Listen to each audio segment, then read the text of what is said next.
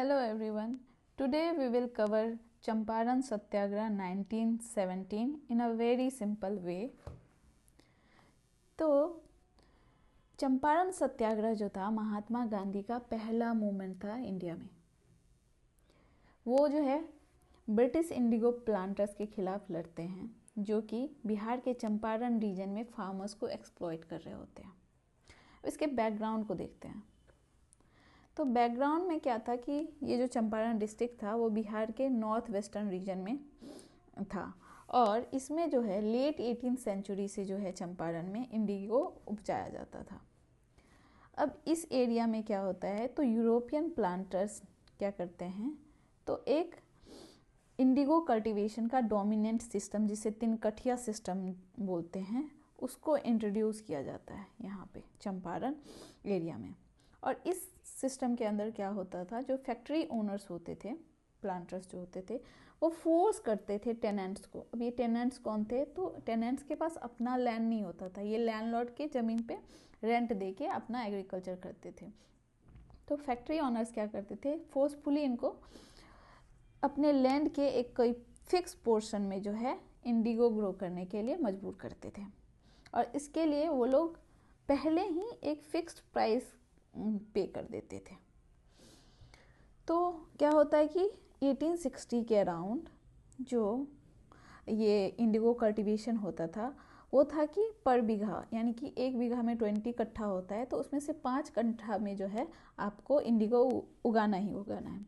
लेकिन बाद में ये चीज़ें चेंज होती है और उसको कम करके जो है 3 कट्ठा पर बीघा कर दिया जाता है। तो तब से जो है इस सिस्टम को जाना जाता है एज अ 3 कट्ठिया सिस्टम।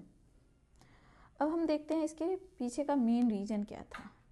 पहला आता है लो क्रॉप रिम्यूनरेशन, मतलब जितना लागत है उससे भी कम इन लोगों को पे किया जाता था।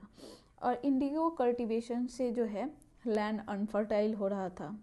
साथ में क्या होता था कि क्या हुआ कि आर्टिफिशियल कलर्स जो है जर्मनी में वहाँ इन्वेंशन होता है, इस वजह से इंडिगो का डिमांड कम हो जाता है। कम होता है तो प्लांटर्स क्या करते हैं कि इन फार्मर्स पे, पीजेंट्स पे क्या करते हैं तो तबन लगा देते हैं। ये एक इलीगल टैक्स हुआ करता था। और 3 कट्ठिया सिस्टम ऑफ इंडिगो कल्टीवेशन तो एक मेन रीजन था ही था। उसके अलावा जो प्लांटर्स जो थे वो काफ़ी ऑपरेसिव नेचर के थे। अगर उनका रेंट या फिर टैक्स वगैरह नहीं पे होता था तो मारते पीटते भी थे। और अगर ये लोग जाते थे पुलिस सबके पास तो वो लोग भी, पुलिस और जजेस भी जो थे उन्हीं के पक्ष में थे, प्लांटर्स के पक्ष में। और वर्ल्ड वॉर फर्स्ट के दौरान क्या होता है, इंडिगो का जो है डिमांड बढ़ता है। तो ये सारे मेन रीजन में आते हैं। अब देखते हैं, उसको थोड़ा एक्सप्लेन करती हूँ मैं। तो प्राइमरी रीजन तो वही हो गया कि जितना लागत था उससे कम मूल्य दिया जाता था। एक नॉमिनल प्राइस जो है इंग्लिश प्लांटर्स पे कर देते थे इंडिगो को प्रोड्यूस करने के लिए। और उसके अलावा क्या करते थे, पीजेंट्स पे बहुत सारे डिफरेंट टाइप के ड्यूटीज़, टैक्सेस लगा देते थे। और जो इंडिगो कल्टीवेशन था, इंडिगो कल्टीवेशन लैंड की फर्टिलिटी के लिए काफ़ी हार्मफुल था। क्या होता था कि जब इंडिगो उपजाया जाता था तो उसके बाद जो है जो लैंड है वो काफ़ी ज़्यादा हार्ड, और क्योंकि वो सारा जो न्यूट्रिएंट्स था वो खींच लेता था ये इंडिगो कल्टीवेशन की वजह से, तो उसके बाद जो भी क्रॉप उगाया जाता था उसका जो है उपज काफ़ी कम होता था।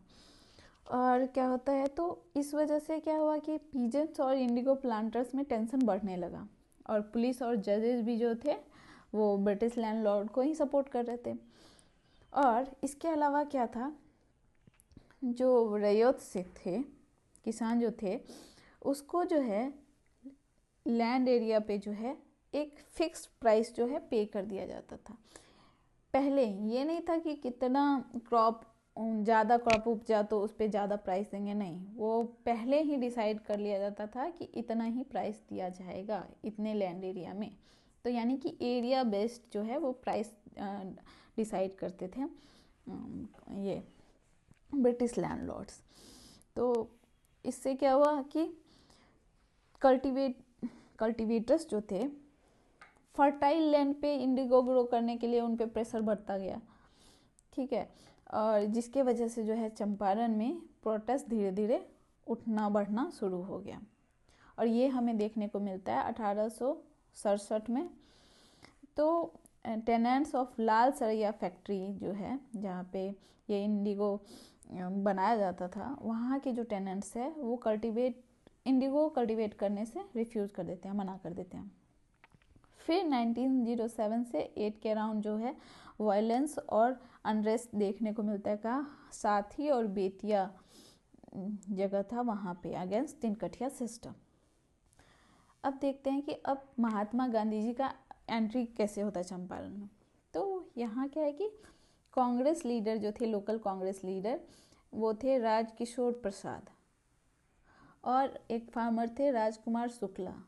वो सबसे पहले महात्मा गांधी जी से मिलते हैं तो Lucknow session of the INC इन 1916 में मिलते हैं और उनको बताते हैं चंपारण के किसानों के पैथेटिक कंडीशन के बारे में और उनको इनवाइट करते हैं चंपारण। तो अब गांधी जी अप्रैल 1917 में जो है अपना पहला सत्याग्रह जो है इस फार्मर्स के राइट के लिए स्टार्ट करते हैं।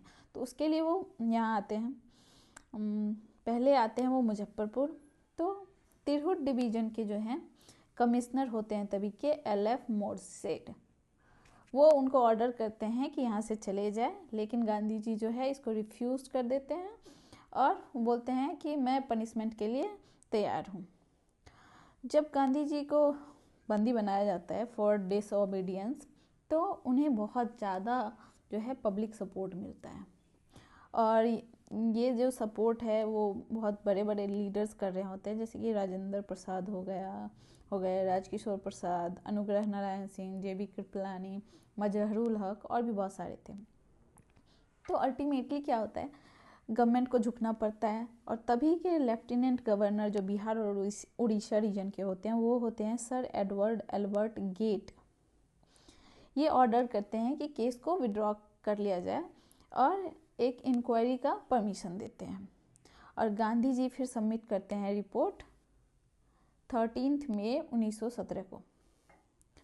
अब इस पे ब्रिटिश का रिएक्शन क्या होता है जब ये चंपारण में गांधी जी आते हैं तो, और उसके बाद फिर क्या होता है, तो लेफ्टिनेंट गवर्नर जो गेट होते हैं वो एक चंपारण एग्रेरियन कमेटी बिठाते हैं और इसके चेयरमैन होते हैं FG स्लाय। और इसलिए बनाते हैं ताकि कि इंक्वायर कर सके, इन्वेस्टिगेट कर सके कि एक्चुअल में क्या ज़मीनी लेवल पे क्या चल रहा होता है। तो इसमें अब क्या है कि इसके गांधी जी भी मेंबर बनते हैं और अक्टूबर 4, 1917 को जो है कमेटी अपना रिपोर्ट सबमिट करता है और रिकमेंड करते हैं कुछ पॉइंट्स। तो उसमें जो इम्पोर्टेंट पॉइंट्स है वो ये बोला जाता है जो तिनकठिया सिस्टम रहता है उसको ख़त्म किया जाए। जो रियोट्स जो थे वो तवन जो इलीगल टैक्स था उनको जो है 1/4 यानी 25% जो इलीगल रिकवरी है वो फार्मर्स को बैक किया जाए, दे दिया जाए वापस। और जो ये अगर एग्रीमेंट होता भी है, अगर इंडिगो वाला जो है इंडिगो कल्टिवेट करने वाला, तो वो वॉलंटरी होनी चाहिए और 3 साल से ज़्यादा इस एग्रीमेंट का टर्म नहीं होना चाहिए। और जिस फील्ड सिलेक्शन जो होना चाहिए वो किसानों पे होना चाहिए कि उन्हें अपने किस ज़मीन के किस पार्ट में कितना इंडिगो करना है, खेती करना है। तो जितने भी रिकमेंडेशन थे वो गवर्नमेंट के द्वारा एक्सेप्ट कर लिए जाते हैं और यहाँ से चंपारण एग्रेरियन एक्ट जो है 1918 में पास होता है। अब इसका सिग्निफिकेंस देखते हैं। तो ये पहला मास मूवमेंट स्ट्रैटेजी था जो गांधी जी इंडियन सॉइल पे एग्जीक्यूट किए। साथ ही वो इंट्रोड्यूस किए नए मेथड्स, नॉन वायलेंस और सत्याग्रह। तो ब्रिटिश पॉलिसीज़ के अगेंस्ट ये विक्ट्री था। सत्याग्रह की वजह से ब्रिटिशर्स को जो है इंडिगो फार्मिंग को ख़त्म करना पड़ा और 25% टैक्स जो है वो रिफंड करना पड़ा फार्मर्स को। इसके साथ ही जो ये पीजेंट इशू को जो है नेशनल मूवमेंट के मेन स्ट्रीम में ले आया और future movement like non cooperation, civil disobedience के लिए एक फाउंडेशन बेस तैयार किया। इसके साथ ही फार्मर एम्पावरमेंट हुआ, ये लोगों को यूनाइट किया और पुअर पीजेंट्स को एम्पावर्ड किया और ये दिखाया कि कलेक्टिव रेसिस्टेंस जो है वो चेंज ला सकता है। तो चंपारण कंक्लूजन में यही है कि चंपारण सत्याग्रह जो बिहार में हुआ वो एक्सपोज किया किसको, तो ब्रिटिश एक्सप्लॉयटेशन को, और साथ ही फार्मर्स को यूनाइट किया। और ये मार्क करता है गांधी जी के लीडरशिप को, साथ ही इंस्पायर करता है मास मूवमेंट को और एक स्टेज तैयार करता है आगे के फ्यूचर सिविल डिसओबीडियंस जैसे मूवमेंट को, जो कि बाद में लीड किया इंडिया के इंडिपेंडेंस 1947 में।